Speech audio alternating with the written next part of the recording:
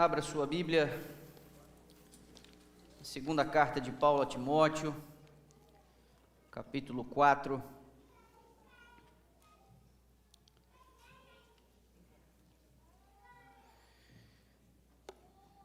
Uma leitura um pouquinho atenta às duas cartas de Paulo a Timóteo, se consegue perceber uma nítida diferença no sentimento, no tom, em ambas as cartas. O apóstolo Paulo tinha por hábito, ao fundar igrejas, se comunicar com elas depois a partir de cartas, e não somente com a igreja, mas também com aqueles a quem ele enviava essas igrejas para cuidar desse rebanho, até que houvesse ali uma liderança sólida já construída. Primeira carta que Paulo envia a Timóteo, ele está em Éfeso. Há um horizonte, há espaço e uma perspectiva de vida, de crescimento do reino no horizonte do apóstolo Paulo.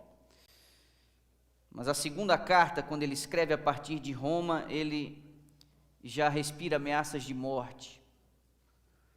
Pedro já havia sido executado a mando de Nero, ou muito próximo disso, e o apóstolo Paulo sabe que seus dias estão chegando ao seu final. No capítulo 4 dessa segunda carta, os versos 9 e 10, nós conseguimos perceber um pouco deste tom. 2 Timóteo capítulo 4, versos 9 e 10, lemos assim: procura vir ter comigo depressa, porque Demas, tendo amado o presente século, me abandonou e se foi para Tessalônica. Crescente foi para Galácia e Tito para Dalmácia.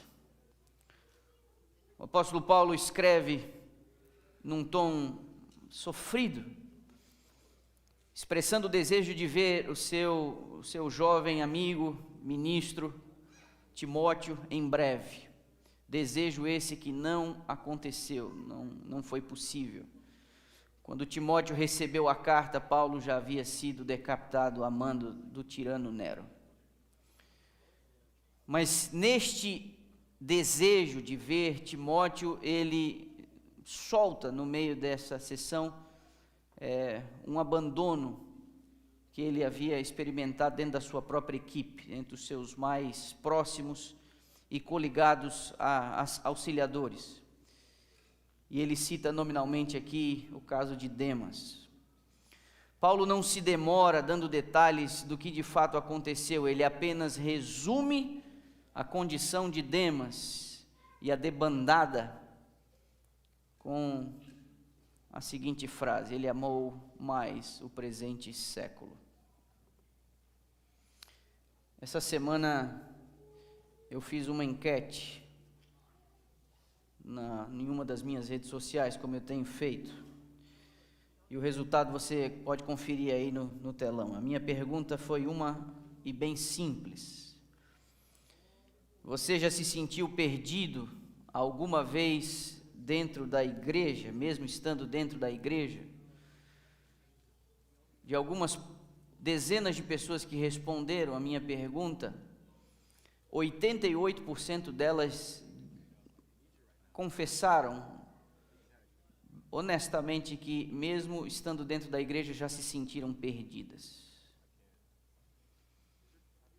O caso de Demas é um desses casos clássicos de alguém que não apenas está dentro da igreja, mas está liderando os esforços da igreja. Ele foi auxiliar nada mais, nada menos do que o apóstolo Paulo, nas palavras da serva do Senhor, o maior recrutamento de Jesus Cristo, um soldado da fé, um homem, um gigante da fé. Ele viu os milagres do apóstolo, ele viu a vida do apóstolo, ele viu o exemplo do apóstolo, ele viu o apóstolo Paulo fundando igrejas no quintal de Satanás, em cidades como Atenas, e mesmo nas barbas do imperador, uma igreja foi fundada em Roma quando ele ainda estava preso. Demas viu tudo isso, mas nas palavras do apóstolo, palavras que demonstram alguma tristeza, ele amou mais o presente século. No fundo, no fundo, não importa o que a sua família faça, não importa o que a igreja faça, não importa quão exposto você esteve ao longo da sua vida ao Evangelho ou o efeito do Evangelho, o efeito poderoso do Evangelho, você é árbitro do seu destino. Você vai decidir onde estará a sua paixão, onde estará o seu coração. Porque se Demas, tendo auxiliado o apóstolo Paulo, olhando para o mundo e para a vida, ele preferiu mais exercer a sua vontade no caminho mais fácil, isso também aconteceu com Judas. Ora, meus irmãos, Judas esteve em Betânia quando Jesus disse: Lázaro, sai para fora. Judas estava na embarcação quando um vulto surge em meio aos relâmpagos e uma voz acalma a tempestade no mar da Galileia. Tudo isso Judas viu, não adiantou de nada. Ele exerceu a sua vontade, pela ganância, pelo amor ao dinheiro, ele fez o que fez. Essa manhã eu posso estar falando para algumas pessoas que intelectualmente já compreenderam a essência do Evangelho. Essa manhã eu posso estar falando para alguém que já tenha sido atraído pelo amor de Cristo. De alguma maneira o Evangelho fez sentido a você, de alguma maneira a cruz de Cristo comoveu os seus sentidos, de alguma forma você disse: isso é extraordinário, mas parece não ter sido suficiente, porque algumas das velhas manias, algumas das velhas práticas, alguns dos mesmos pecados, algumas das mesmas rebeldias, das mesmas teimosias, continuam ainda exercendo influência e poder sobre a sua vida. Pois bem, não será por falta de aviso. Não foi no caso de Judas, não foi no caso de Saul, não foi no caso de Demas, e assim não tem sido. Ninguém se perderá por falta de aviso. Ninguém. A justiça de Deus e sua providência não permitiria isso. Ninguém perdido por falta de aviso. É meu papel como pastor dessa igreja, volta e meia, alertar você sobre perigos que sondam um acampamento, sondam e rodeiam o nosso coração. A Bíblia parece deixar claro uma tensão constante entre o presente século, uma expressão usada para dizer as coisas do mundo, as coisas do hoje, as coisas do agora, e a esperança que Deus deu à humanidade de que restauraria tudo à sua máxima perfeição. Por isso eu vou convidar você a ir comigo em 4 textos, 3 das penas de Paulo e 1 do Evangelho de Lucas. Nós vamos começar com 2 Coríntios capítulo 4, verso 4. Na minha versão, lemos assim: nos quais o Deus deste século cegou o entendimento dos incrédulos, para que não lhes resplandeça a luz do Evangelho da glória de Cristo, o qual é a imagem de Deus. O apóstolo Paulo diz: o Deus deste século, o mesmo século que Demas amou, o mesmo século que tem seduzido e enganado as pessoas ao longo de toda a história humana, o mesmo século que é uma ameaça a mim e a você. O presente século sempre está aqui, é o mundo com todas as suas atrações, é Satanás com todas as suas artimanhas. Este Deus do século, que é o próprio antagonista, ele cega o entendimento dos incrédulos. Aqueles que não manifestam fé no assim diz o Senhor, têm o seu entendimento cegado. E isso parece nunca ter sido tão forte como agora. A Tito, no capítulo 2, o apóstolo escreve também ao jovem pastor, e ele diz nos seguintes termos, Tito 2, verso 12: educando-nos para que, renegadas a impiedade e as paixões mundanas, vivamos no presente século, sensata, justa e piedosamente. O apóstolo Paulo não nega a tensão que existe entre os seguidores de Cristo e o presente século, mas ele diz que nós precisamos lutar contra o presente século. A gente precisa renegar a impiedade, as paixões mundanas, e estamos cercados por elas, para que a gente consiga viver no meio dessa bagunça toda, o Evangelho nos desafia a viver de forma sensata, de forma justa e de forma piedosa. O que temos visto é um cristianismo ao gosto do cliente. Vocês já me viram falar disso inúmeras vezes. Como se Deus tivesse que se ajustar às nossas preferências. Como se a gente tivesse que fazer do jeito que a gente quer, dizendo: Deus conhece o meu coração. Como se você precisasse, ou devesse, ou tivesse o direito de empurrar goela abaixo a sua comunidade, a sua família, ou a sua igreja, a sua maneira, dizendo o seguinte: eles têm que me aceitar, porque se não me aceitarem, está faltando amor para eles. Não, está faltando piedade a você. Está faltando sensatez a você. Está faltando justiça a você. Porque o cristianismo que não ofende, esse cristianismo é um cristianismo adequado à conveniência humana. O cristianismo sempre foi agressivo àqueles que vivem sob a bandeira do presente século. E nessa desculpinha de falta de amor na igreja, muitos têm dado rédeas soltas às suas vontades não santificadas. Romanos 12, 2, também citando o presente século, esse você conhece, tão explorado esse texto. O apóstolo diz: não vos conformeis com este século. E ele propõe: mas transformai-vos pela renovação da vossa mente, para que vocês consigam experimentar a boa, agradável e perfeita vontade de Deus. Ninguém vai conseguir experimentar a vontade de Deus, a menos que renove a sua mente, não se conformando com este século. O século presente não tem nada a ver com a igreja, nunca teve. A igreja sempre foi uma ameaça às propostas do presente século. A igreja sempre foi um ponto de resistência ao avanço do reino das trevas. Sempre foi assim. Quando a igreja se amoldou aos costumes e conveniências do presente século, ela experimentou a apostasia, degeneração, falta de piedade e também a ira de Deus. Agora, nas palavras do próprio Jesus, Lucas capítulo 18, nós lemos nos versos 29 e 30, tem uma promessa aqui, mas também uma exigência. Em verdade vos digo, na minha versão, que ninguém há quem tenha deixado casa, mulher, irmãos, pais, filhos, por causa do reino de Deus, que não receba no presente muitas vezes mais, e no mundo por vir, algumas versões dizem, no século vindouro, a vida eterna. A minha e a sua vida cristã deve ser tal, em termos de fidelidade a Deus, que muitas vezes a gente vai sofrer as perdas, as mais drásticas, envolvendo família, dinheiro, oportunidades, sonhos, vontades. Mas Deus faz uma promessa: se você não estiver disposto a abrir mão daquilo que você gosta, quando está em conflito com os princípios do Evangelho, não há chance para você de viver no século futuro. O século presente está em constante e franco conflito com o século futuro. O século futuro é o século que aguarda aqueles que creem no seu Redentor, naqueles que aguardam o retorno do seu Salvador. Esta tensão, ela é constante. E se não há tensão entre o presente século e o século futuro na sua vida, você deve se investigar. O problema não está no Evangelho. Na década de 80 do século XIX, a serva do Senhor recebeu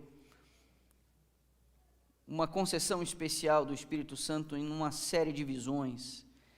E também na guia, na coletânea de muitos escritos e de historiadores, na composição de uma obra, quem sabe uma das mais famosas de sua autoria, chamada O Grande Conflito, ou O Conflito dos Séculos, na sua versão original, The Great Controversy. Recentemente nós estivemos visitando sua última residência e a pessoa que fez o tour chamou a nossa atenção para algumas páginas originais que estavam ali no display, e nós tivemos condições de ver a caligrafia daquela velha senhora. Mas ela disse e nos explicou que várias e várias vezes, quando ela compunha estes manuscritos, Isso depois ia para a mão dos seus assistentes que datilografavam, e depois de datilografado, ela tomava este conteúdo, este material, e revisava, ou seja, ela editava os próprios escritos. Essa não foi uma tarefa delegada a ninguém, ela editava os próprios escritos. Quando o compêndio de O Grande Conflito foi formado, antes de ir para o prelo, numa coletânea única, para ser publicada como um livro, a senhora White pediu que um dos capítulos fosse retirado deste livro, porque ela, em visão profética, viu que este livro chegaria às mãos de muitas pessoas, e essencialmente o trabalho da serva do Senhor é atuar como uma voz de repreensão, de instrução ao povo remanescente. Ela acaba ajudando outros de fora, mas essencialmente o seu papel é um papel interno. Vendo que este livro chegaria à mão de muitas pessoas, ela não achou conveniente e prudente que um dos capítulos fosse mantido nesta obra e pediu para que fosse tirado. Anos mais tarde, já depois de sua morte, os depositários dos escritos de Ellen White publicaram este capítulo num outro livro e numa nota introdutória explicaram o que eu acabei de dizer para vocês. Este capítulo é uma visão que ela teve de um comitê maligno. Ela viu o anjo rebelde reunido com os demônios, fazendo planos. E este capítulo está na primeira pessoa, e ele está entre aspas, porque é o próprio Satanás falando, e ela teve esta visão. Este é um capítulo inteiro do livro Testemunhos para Ministros, do capítulo 66. Eu extraí apenas uma pequena porção deste capítulo que nos interessa ao tema de hoje, mas todo o capítulo ele é extremamente relevante, porque você vê Satanás elaborando planos e instruindo o seu exército maligno para atrapalhar, complicar o desenvolvimento do plano de Deus. Eu queria que você acompanhasse comigo esse trecho que eu separei. Ela escreve, é o próprio anjo rebelde falando. Podemos separar muitos de Cristo pela mundanidade, luxúria e orgulho.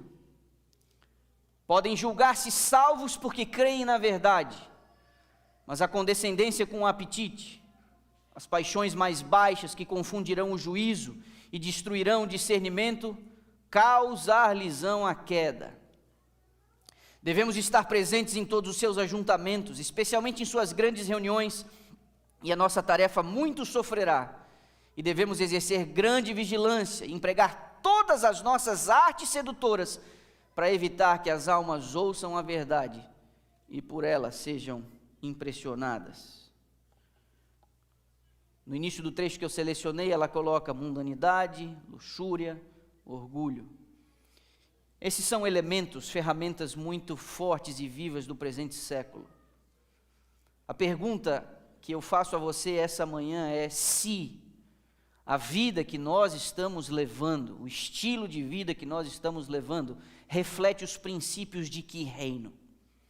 Nós passamos desapercebidos em meio a outros que não comungam de nossa fé em relação aos nossos hábitos, em relação à nossa maneira de viver, em relação à forma como a gente gasta o nosso dinheiro, como a gente gasta o nosso tempo, a maneira como nós nos apresentamos, como nós nos vestimos. Tem gente que está rebaixando esse tipo de coisa a um nível de quase insignificância, como se isso fosse apenas uma besteira do passado, como se essas coisas não valessem mais. Como se alguns princípios de modéstia, de decência, de bom senso, isso já não se aplicassem mais. Eu estou preparando um sermão para daqui a algumas semanas, chama-se Pastores Populares.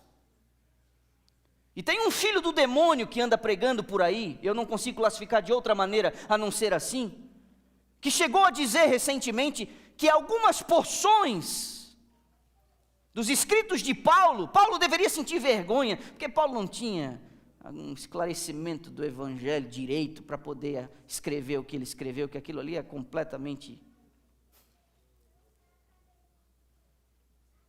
É a Bíblia, meus irmãos. A Bíblia diz que nós precisamos nos pautar por princípios, princípios que são refletidos na nossa maneira de viver, palavras que não deveriam sair de nossa boca, piadas que não deveriam ser contadas por nós. ambientes que não deveriam ser frequentados por nós. Às vezes me parece que nós precisamos mastigar muito, né? E quase que fazer uma lista aqui. Seria muito imaturo, porque pelo princípio, Deus resolveu governar o planeta inteiro, resumindo tudo em 10 princípios. Não dá para ficar esmiuçando tudo, você tem que pegar a ideia, você tem que pegar o princípio, pegue o princípio. E o que está em conflito entre o presente século e o século futuro tem que ver com o mundanismo. O que você faz é mundano ou reflete os princípios do reino? Do lugar onde você supostamente quer ir morar no século futuro? Essas perguntas precisam ser respondidas. E eu vou dizer a você, cuide com as suas conveniências, cuide com as suas vontades, cuide com aquilo que você, com aquela área da sua vida em que você diz assim, oh, não, aqui ninguém entra, não, aqui ninguém mexe. Cuida, porque ali, justamente ali, pode ser uma área onde Satanás tenha plena vantagem em controlar e influenciar negativamente a sua vida. A serva do Senhor teve uma outra visão, onde ela viu altares profanos. Acompanhem comigo, repare. Pode passar aí para mim, Marquinhos. Os que professam servir a Deus e contudo não avançam no conhecimento e na piedade, apenas são cristãos de nome. O templo da alma está repleto de altares profanos, leituras inúteis, conversas fúteis, prazeres mundanos ocupam tão completamente a mente, que não fica espaço para a entrada da palavra de Deus. Isso é muito forte. Isso é muito forte. E essa é uma das razões pelas quais nós vemos tanto desinteresse. Eu fiz uma outra pergunta na minha enquete essa semana, e a pergunta que eu fiz foi a seguinte: você acha que uma pessoa deixa o caminho da fé? Dei 2 opções: repentinamente, de uma hora para outra, do nada, da noite para o dia, ou esse abandono do caminho da fé é um passo após o outro. Está aí a resposta. 92% das pessoas que responderam disseram que isso não é repentino, que isso é progressivo, que é um passo após o outro. Pois bem, na manhã deste sábado eu queria fazer um diagnóstico com você, porque se é um passo após o outro, dá para a gente perceber que sintoma de apostasia você, quem sabe, esteja manifestando, e num pingo de honestidade consigo mesmo, dentro de sua própria alma, onde o Espírito de Deus consegue transitar. Quem sabe nessa manhã você diga, é nesse ponto aí que eu estou. E se nesses sintomas, clinicamente, espiritualmente, você consiga se identificar num processo de apostasia, porque me parece, as pessoas que responderam a minha pergunta dizem que isso não é da noite para o dia, isso é aos poucos. E se é aos poucos, pode ser que eu pegue você no meio do caminho e dê tempo de voltar, dê tempo de repensar, dê tempo de reavaliar. Alguns de vocês já foram ali no estado do Arizona. O estado do Arizona tem uma boa e a maior parte desse que é uma das maravilhas do mundo, o famoso Grand Canyon. Eu não sei quantos de vocês já estiveram por lá. Eu sou do litoral de Santa Catarina e existem alguns lugares na ilha de Florianópolis, a capital do estado, em que você consegue ver o mar no sentido leste, ou seja, dali para frente, se você seguir reto, você vai dar na África.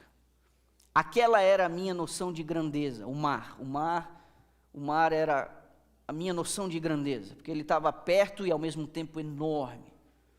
Alguns olham para o céu, quando já estão num descampado em algum lugar, sinais de grandeza.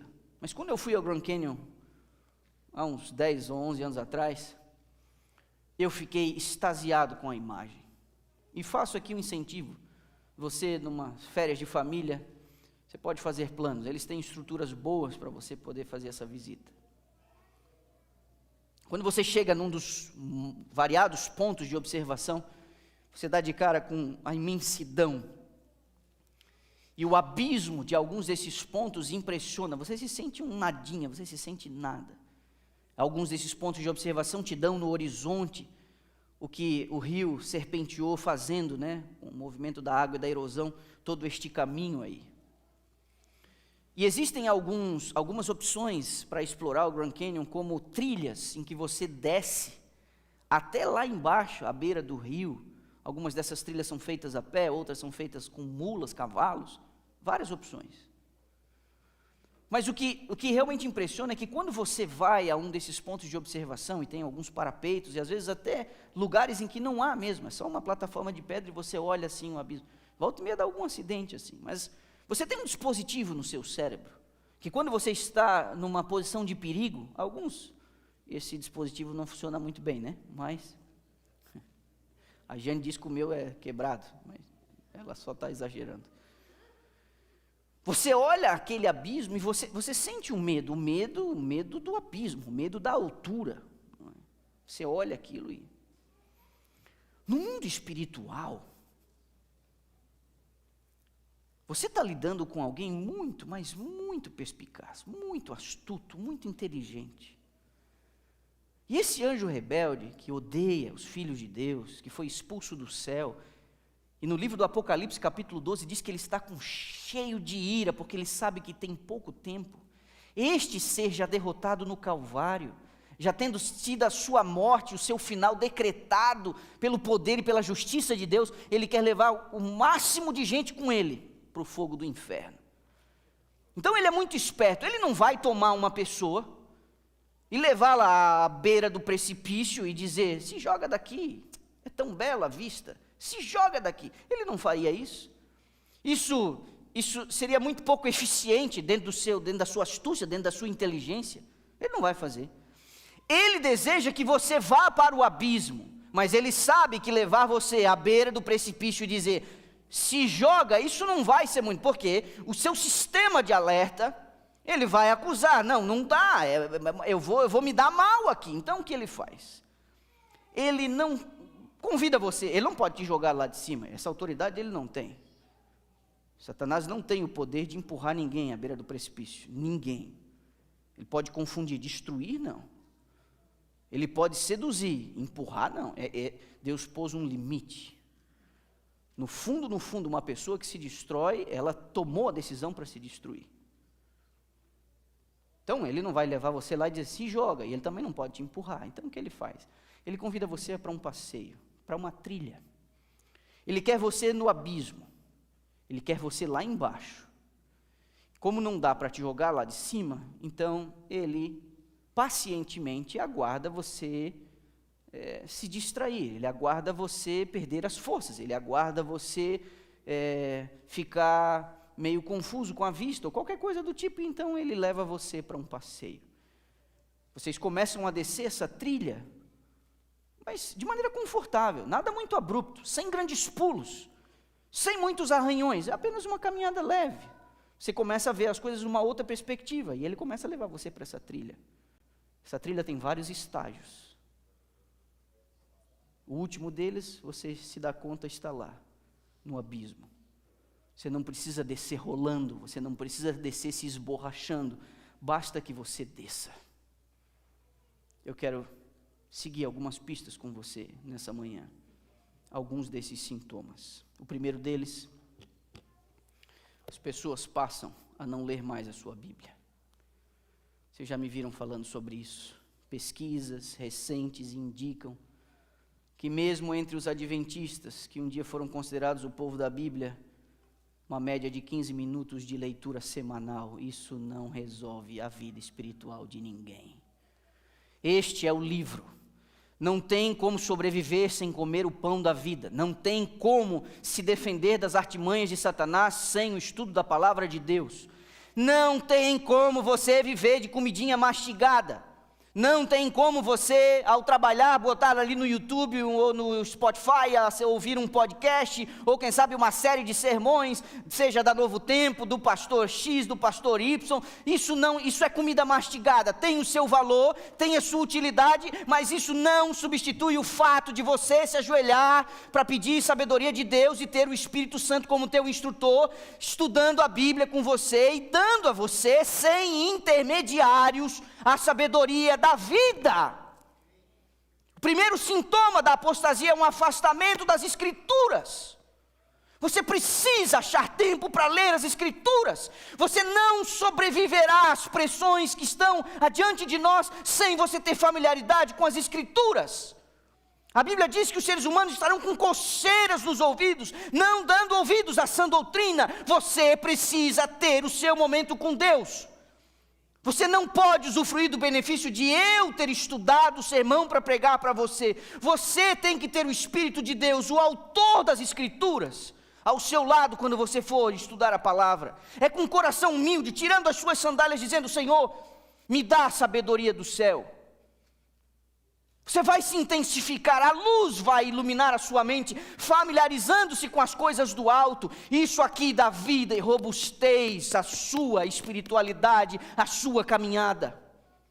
Por isso me preocupam os sintomas de pessoas que não leem a lição, não frequentam a escola sabatina, não fazem isso com os filhos, chegam atrasados na igreja no sábado. Me preocupa isso. E vocês já me viram falar isso aqui várias e várias e várias vezes.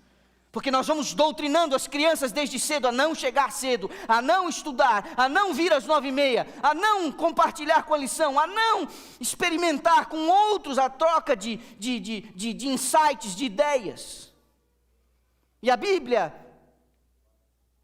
fundamental para a nossa sobrevivência espiritual, tem sido deixada de lado. E muitas vezes a gente se ilude com o fato de passar ouvindo um monte de coisa, um monte de áudio e coisa de comida mastigada. Esse é o primeiro sintoma, está diretamente ligado ao segundo. Você passa a deixar de orar. Você passa a não orar mais. Eu não estou falando daquelas oraçõezinhas, daquelas ladainhas repetitivas, aquela que você faz quando levanta, aquela que você faz quando você vai dormir, ou aquela antes da comida. Aquilo é vã repetição. Aquilo é vã repetição.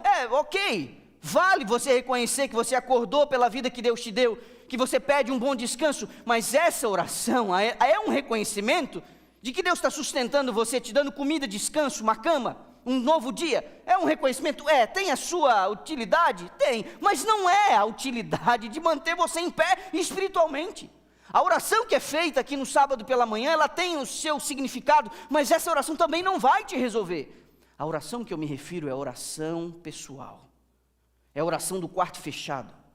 É a oração que nenhum ouvido curioso vai ouvir as palavras que você está pronunciando, porque até algumas orações você nem deve fazer audivelmente. Tem coisas que você deve falar com Deus, que nem anjos e nem demônios devem ouvir, é você e o governador do universo.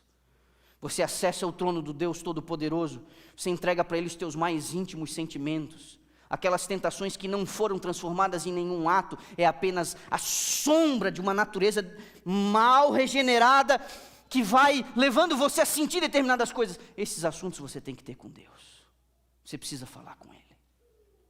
Conversas francas, porta fechada, sem ninguém saber, sem ninguém ouvir. Ali você acessa o braço do Todo-Poderoso. Ali você entrega o nome das pessoas que querem o seu mal, que quando você olha para essas pessoas, você sente até coisas ruins. É ali que essas coisas se equacionam. É ali que Deus coloca você em sintonia com Ele. Essa oração, quando ela é abandonada, é um sintoma de apostasia.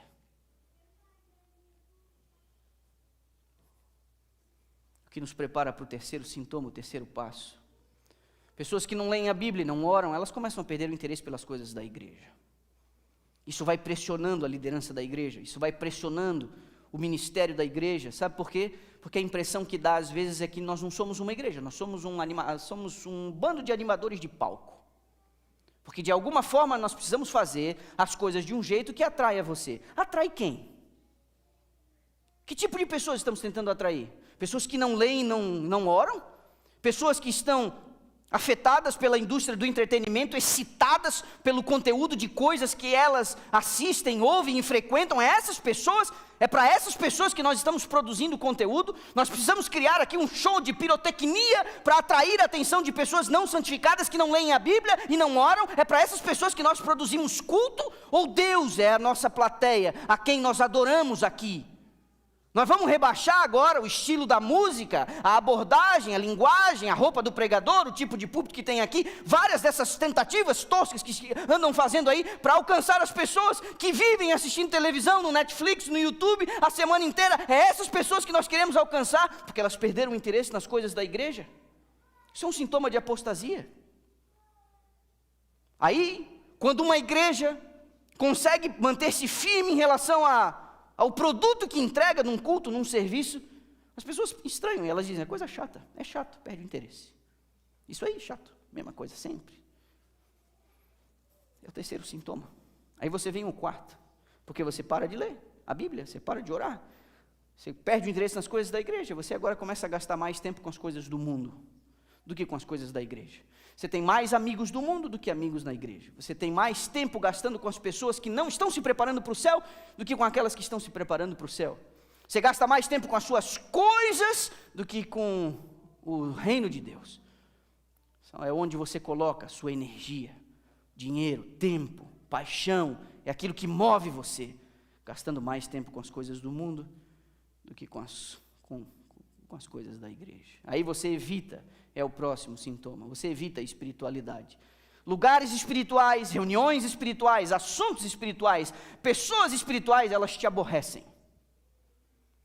Você está num lugar e o que você quer é dar corda solta, aquilo que faz seu coração vibrar. Mas aí lá no meio da santa tem um chato, que sempre tenta espiritualizar a conversa.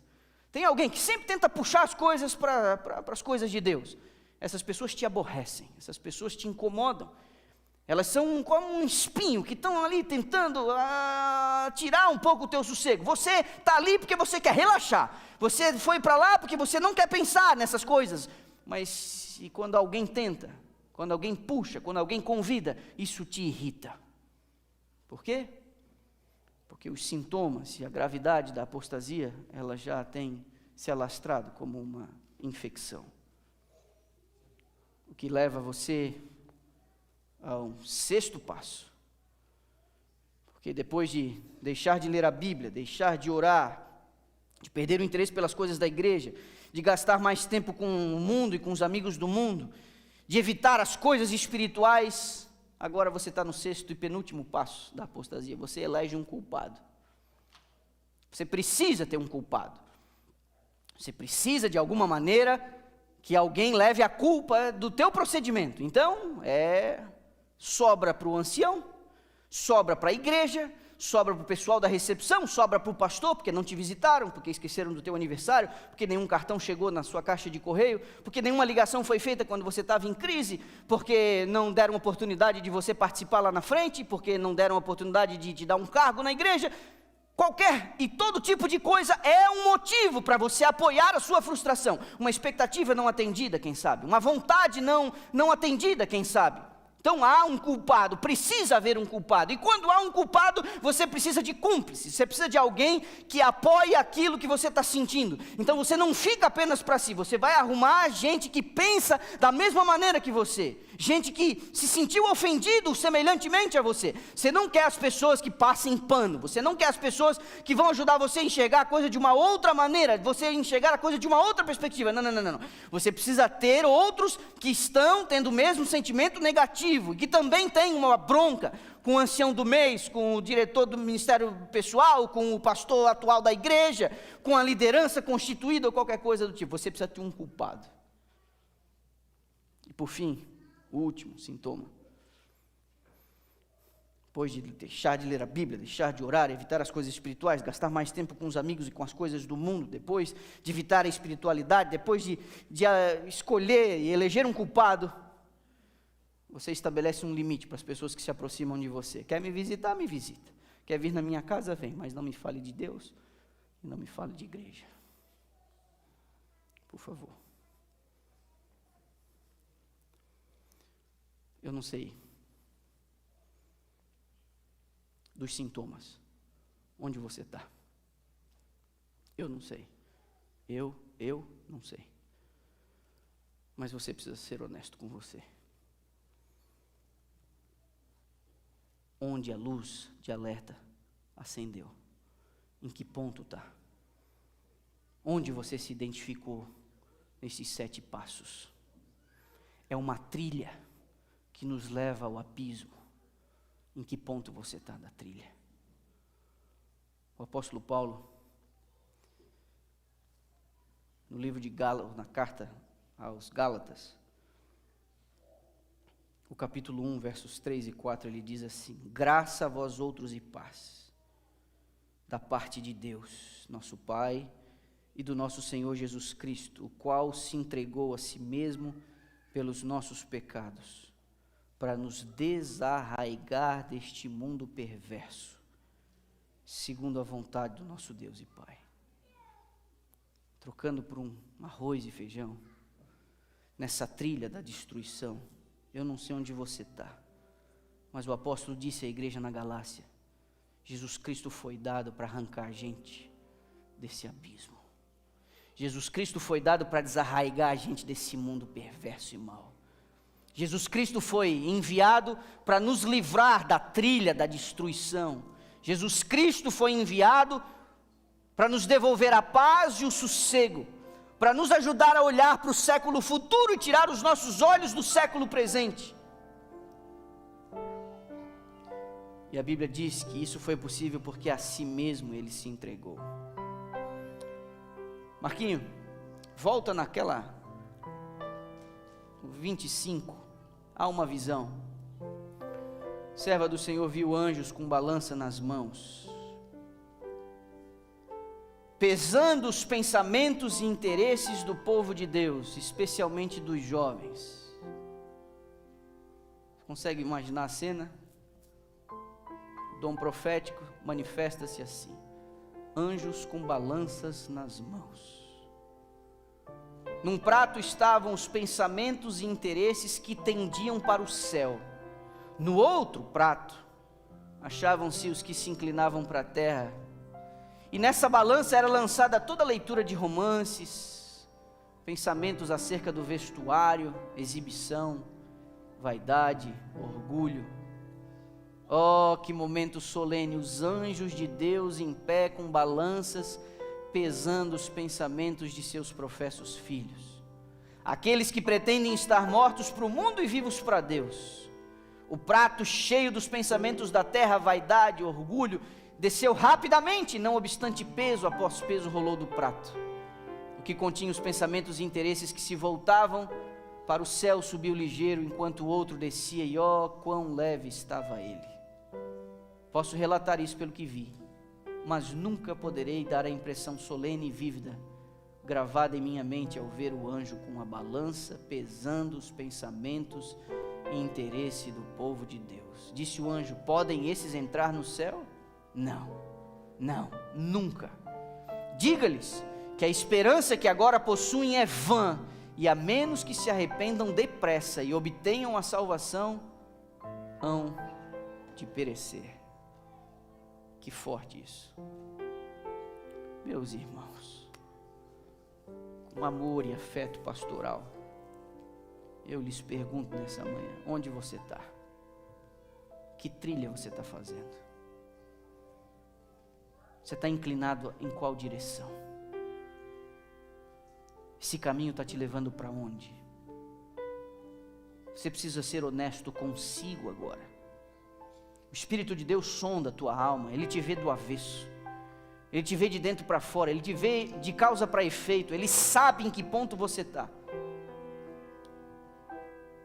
E quando a gente viu aquele texto lá no começo dizendo que Satanás envia os seus anjos para estar nas nossas reuniões, para distrair a atenção das pessoas, para que elas não ouçam a verdade e sejam advertidas, eles estão aqui em operação. Sua mente pode estar sendo... a sua atenção pode estar sofrendo uma competição, né? E você precisa ser honesto. Como está a sua leitura da Bíblia? Como está a sua vida de oração? Como estão os teus interesses pelas coisas da igreja? É o que sobra? É o que dá? É o que for possível? É quando der?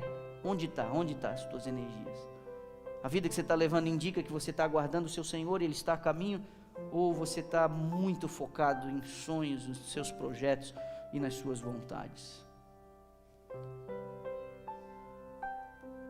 Altares profanos vistos nos corações dos homens. Nesse altar pode estar o namorado, a namorada.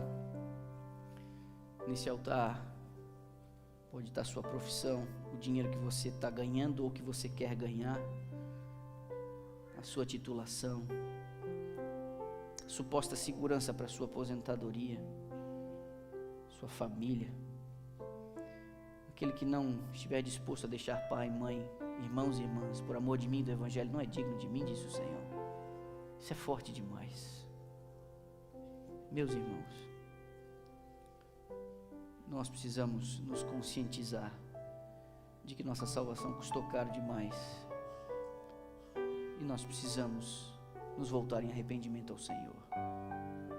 O que você precisa fazer? O que está ao teu alcance, que Deus não vai fazer, porque é seu papel fazer. Pela graça dele, mas seu papel fazer. Eu quero fazer um convite nessa manhã a você.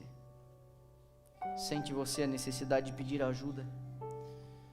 Você quer abandonar a trilha da destruição, seja em que ponto você estiver, agarrando a mão do poderoso Deus, do Salvador, sempre eterno e solícito, para você voltar para o caminho que você não deveria ter abandonado, não deveria ter se desviado.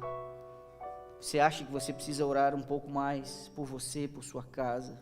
Você acha que você precisa se dedicar mais para as coisas do reino de Deus? Se você acha que sim, eu queria orar com você. Eu queria que você viesse aqui à frente, que você chegasse um pouco mais próximo aqui, para a gente pedir ajuda. Sem a ajuda de Deus não é possível. O apóstolo Paulo diz que Jesus se entregou a si mesmo para nos desarraigar deste mundo perverso.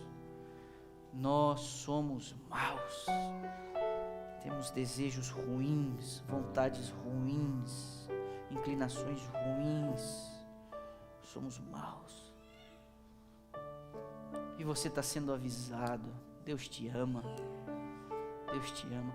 A gente não precisa se esborrachar lá embaixo, a gente não precisa se enlamear, a gente não precisa ir tão fundo no abismo para a gente poder voltar, a gente não precisa.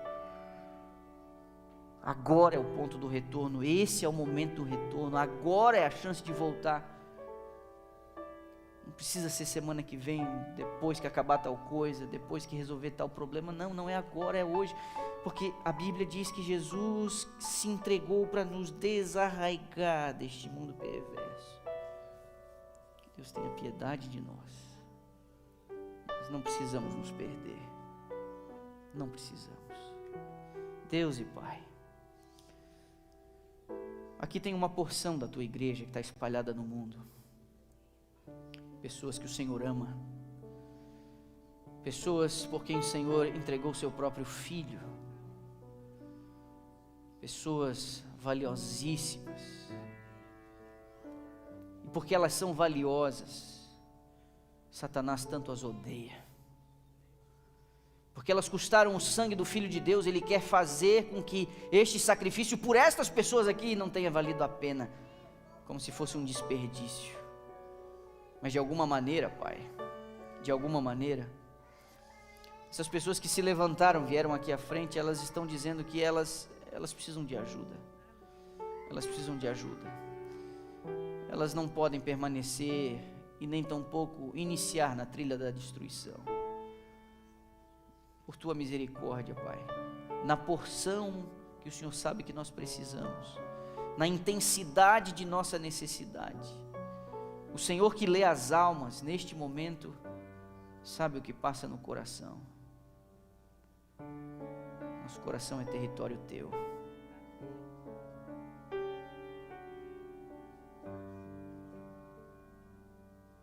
Fala com a gente, Pai.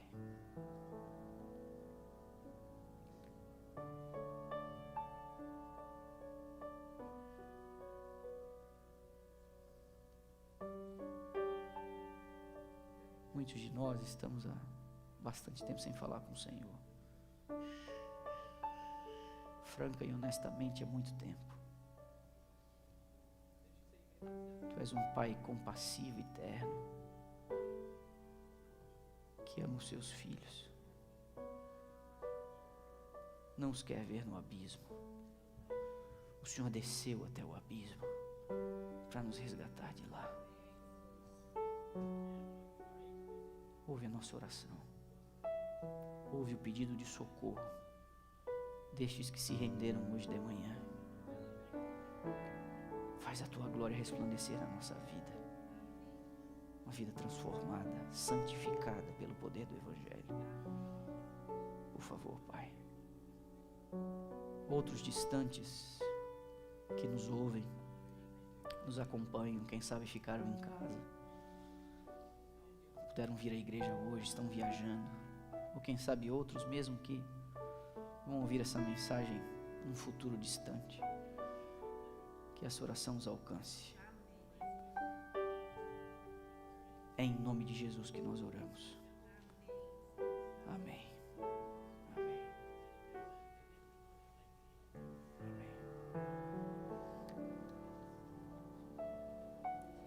Você pode se assentar, meu irmão. Nós vamos cantar.